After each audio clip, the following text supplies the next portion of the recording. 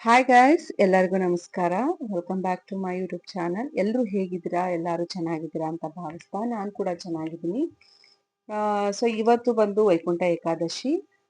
ವರ್ಷಕ್ಕೊಮ್ಮೆ ಬರುವಂತಹ ಈ ವೈಕುಂಠ ಏಕಾದಶಿ ಎಲ್ಲರೂ ಕೂಡ ಈಗ ನಾವು ಇದನ್ನ ಆಚರಿಸೋದ್ರಿಂದ ಸಾಕಷ್ಟು ಆ, ಪ್ರಯೋಜನಗಳು ಅಂದ್ರೆ ಸಾಕಷ್ಟು ಇಷ್ಟಾರ್ಥಗಳನ್ನ ನಾವು ಈಡೇರಿಸ್ಕೊಳ್ಬಹುದು ಅನ್ನುವಂಥ ನಂಬಿಕೆ ಕೂಡ ಇದೆ ನಮ್ಮ ಪುರಾಣಗಳಲ್ಲಿ.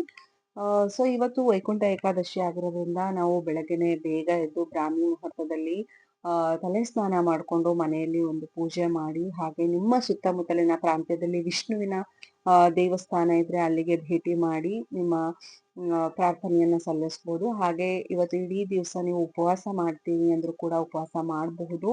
ಅಂದ್ರೆ ತೀರಾ ಕಟ್ಟುನಿಟ್ಟಿನ ಉಪವಾಸ ಅಲ್ಲ, ಹಣ್ಣು ಹಂಪಲುಗಳನ್ನ ಸೇವಿಸ್ಬೋದು. ಹಾಗೆ ಈ ಒಂದು ಏಕಾದಶಿ ಅಂದ್ರೆ ವೈಕುಂಠ ಏಕಾದಶಿ ವರ್ಷಕ್ಕೊಮ್ಮೆ ಬರುತ್ತೆ. ನಾನು ಈಗಾಗಲೇ ಹೇಳಿದ ಹಾಗೆ. ಸೊ ಇದನ್ನ ನಾವು ಆಚರಿಸೋದ್ರಿಂದ ಸಾಕಷ್ಟು ಆ ಪ್ರಯೋಜನಗಳು ಅನ್ನಕ್ಕಿಂತ ನಾವು ದೇವರ ಒಂದು ಆಶೀರ್ವಾದವನ್ನ ಪಡ್ಕೋಬಹುದು. ಹಾಗೆ ಇವತ್ತು ನಾವು ಈ ಒಂದು ಏಕಾದಶಿಯನ್ನ ಮಾಡೋದ್ರಿಂದ ಉಪವಾಸ ಹಾಗೆ ಮಾಡೋದ್ರಿಂದ ನಿಷ್ಠೆಯಿಂದ ಒಳ್ಳೆಯ ಪರಿಶುದ್ಧ ಮನಸ್ಸಿನಿಂದ ಮಾಡೋದ್ರಿಂದ ದೇವರು ನಾವು ವೈಕುಂಠಕ್ಕೆ ಹೋಗ್ತೀವಿ. ನೆಕ್ಸ್ಟ್ ನಮ್ದು ಟೈಮ್ ಇಲ್ಲಿ ಮುಗಿಯುತ್ತೆ. ಆಮೇಲೆ ನೆಕ್ಸ್ಟ್ ನಾವು ವೈಕುಂಠಕ್ಕೆ ಅಂದ್ರೆ ಸ್ವರ್ಗಕ್ಕೆ ಹೋಗ್ತೀವಿ, ಸ್ವರ್ಗದ ಬಾಗಿಲು ಅಥವಾ ದ್ವಾರ ತೆಗ್ದಿರುತ್ತೆ ಅನ್ನುವಂತಹ ಒಂದು ಪ್ರತೀತಿ ಕೂಡ ಇದೆ. ಸೊ ಇಷ್ಟೆಲ್ಲ ಒಂದು ನಂಬಿಕೆಗಳು ನಮ್ಮ ಒಂದು ಹಿಂದೂ ಸಂಸ್ಕೃತಿಯಲ್ಲಿ ನಾವು ನೋಡಬಹುದು. ಅದರಲ್ಲೂ ಈ ವೈಕುಂಠ ಏಕಾದಶಿ ವರ್ಷಕ್ಕೊಮ್ಮೆ ಬರುತ್ತೆ.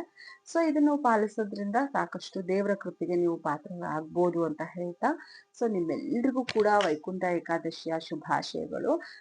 ಹಾಗೆ ನಮ್ಮ ವಿಷ್ಣು, ಗೋವಿಂದ ಅಥವಾ ಕೃಷ್ಣ, ವೆಂಕಟೇಶ್ವರ, ತಿರುಪತಿ ಹಲವಾರು ಹೆಸರುಗಳಿಂದ ನಾವು ಕರಿತೀವಿ.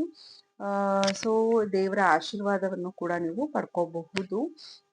ಹಾಗೆ ಇವತ್ತಿನ ದಿನ ನಾವು ವಿಷ್ಣುವನ್ನ ಅಥವಾ ಗೋವಿಂದನನ್ನ ಜಪಿಸ್ತಾ ಇದ್ರೆ ನಮ್ಮ ಒಂದು ಮನಸ್ಸಿಗೆ ನೆಮ್ಮದಿ ಕೂಡ ಸಿಗುತ್ತೆ. ಹಾಗೆ ನಾವು ಏನ್ ಅನ್ಕೊಂಡಿದೀವಿ ಅದು ಈಡೇರುತ್ತೆ ಅನ್ನುವಂತ ನಂಬಿಕೆ ಕೂಡ ಇದೆ.